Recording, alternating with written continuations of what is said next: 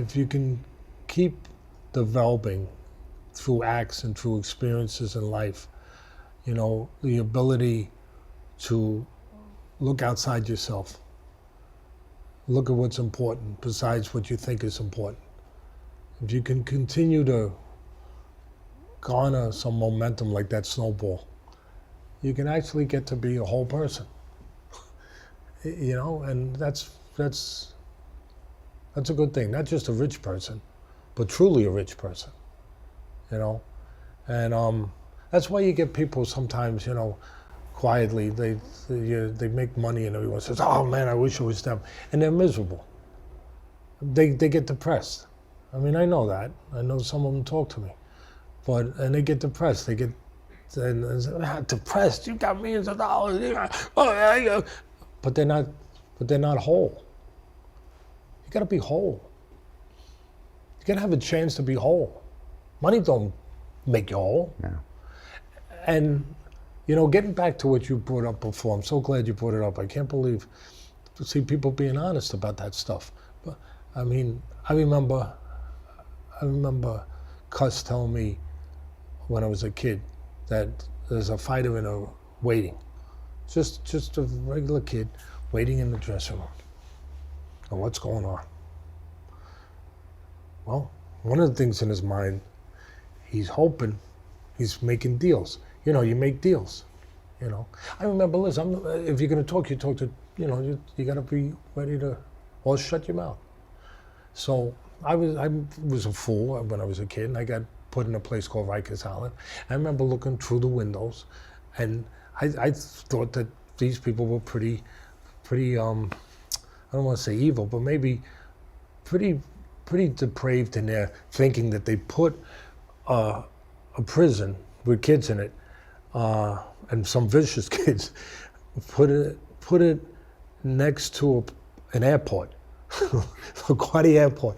And so I remember my first night, I'm looking out this little postage stamp bar's window, and I'm looking out to see planes taking off.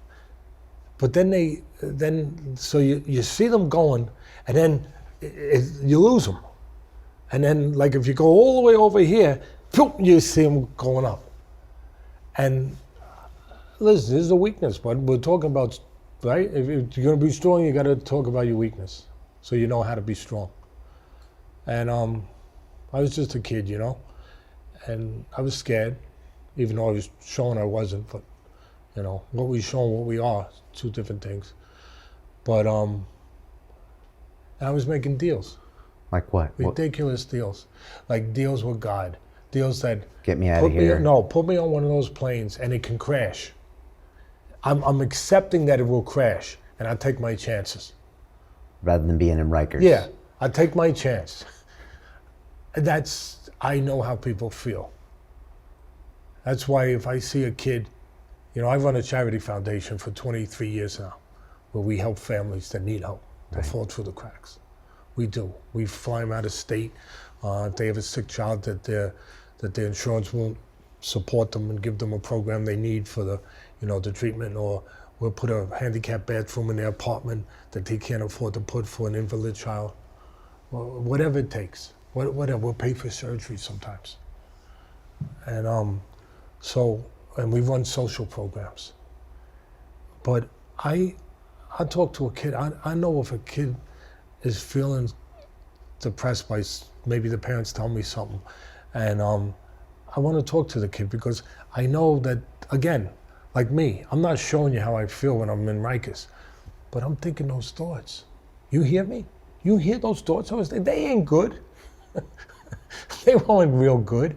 And I know weak. that, I know, they're scared, real. They're frightened, and they're real. Right. And that kid's thinking that too.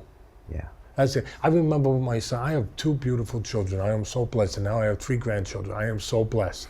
My daughter's a lawyer. My son works for the Oakland Raiders. He's the assistant director of scouting. I am so blessed. And they're good people. That's the thing. They're good people. And they're good parents now.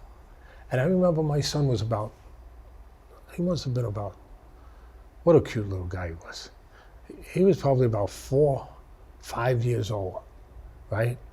And he loved me. He loved all his family. But I mean, we had a bond, and he always wanted to be around me, and I had to be away sometimes. So when I was around, he'd grab, and because I'd be away in training camp with the fighters. And I'd be home, I'd be with him every minute. Go to the park, play stickball, play baseball, play everything. I'd be the official pitcher for the whole neighborhood just so he could play in a game. And, but sometimes, if he did something wrong, came the part where as a parent, you have to be a parent. And maybe my wife, because it was hard for me, she might have to discipline him and say, no, you can't go to the park today. Because whatever, everyone makes mistakes, even kids. And no, I want to go. No, you did something wrong. And I passed by his room and the door was closed. And I heard him say something to himself. And he said, I'm bad. I opened up, I got so scared. I opened the door up immediately, grabbed him. I said, you're not bad. You're the best. You made a mistake. You're the best. You're the best. I love you. Because I knew. I just knew instinctively, innately. I knew from Rikers maybe. But I knew what he was feeling inside. I'm bad, I'm not good, I'm not worth. And that could lead to something that's dangerous. That negative self-talk. That could lead to something that's dangerous. We hear about kids doing things to themselves. Yeah. It's out there. Yeah. So I'm aware of that, and I'm in tune with that, and that's important. That's important. And with my foundation, we're in tune. It's one thing to write a check. It's another thing to know how somebody's suffering. Yeah.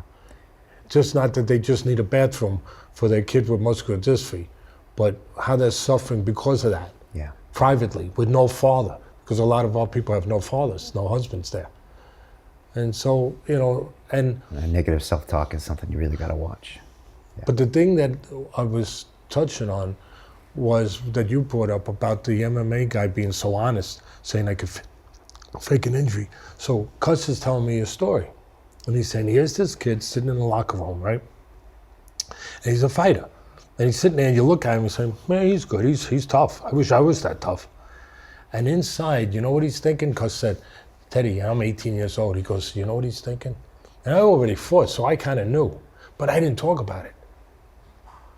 And Cuss says, he's thinking, like I was in Rikers, he's thinking he's making his deal and saying, listen, and he's a good person.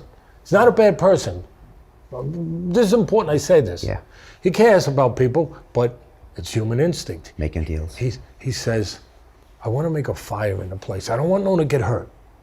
I just want a fire to break out over here where everyone will be evacuated and the show will be off. But I don't want no one hurt. Maybe a few people coughing, from this. But I don't want, I just want the fire so I can get out of here. So I don't have to face this. And that's a fighter thinking that. And so if a fighter can take that. Yeah. What are people thinking on the streets? Yeah. In different situations? Yeah.